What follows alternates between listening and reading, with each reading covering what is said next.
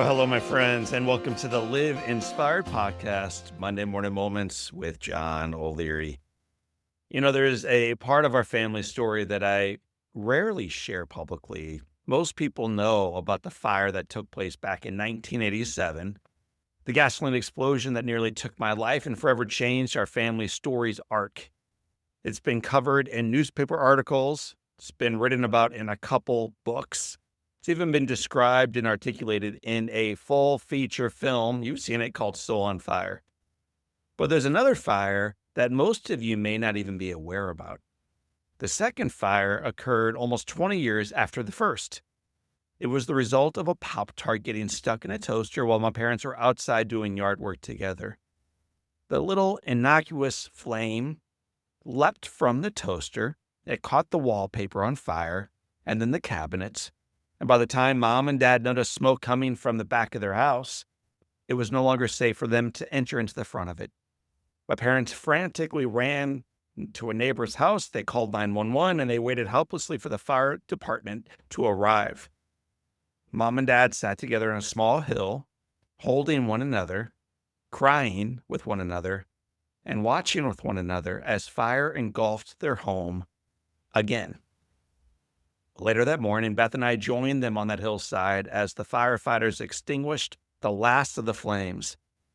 As the smoke slowly lifted and the firefighters departed in their vehicles, Mom, Dad, Beth, John, the rest of our family entered into the shell of this home. Cautiously, we stepped through the floors covered in ash, soaked insulation, and shattered debris. Water dripped from the ceilings.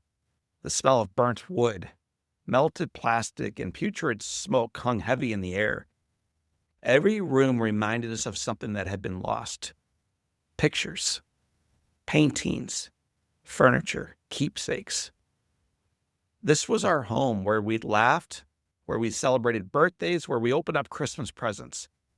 This is where we had family dinners, where we took prom pictures, where we endured piano class. This home that we loved, we lost to flames once before, was now destroyed again. It was heartbreaking. It's hard for me to even talk about it today. None of us could speak. We silently and tearfully made our way through blackened rooms until we stopped in one, quietly sifting through an enormous pile of debris, and then something caught the light, just a little tiny glimmer of light. My dad, God bless him, reached down, brushed aside some ash, and then pushed aside some soot and carefully pulled it free. It was one of Mom's bracelets. Years earlier, Dad had given it to her for their 25th wedding anniversary. For my parents, this was not just a piece of jewelry. It was a reminder of the vows they made decades earlier.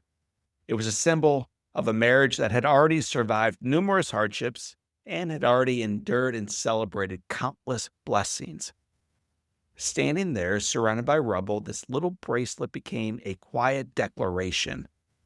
Yes, the fire had taken their home again.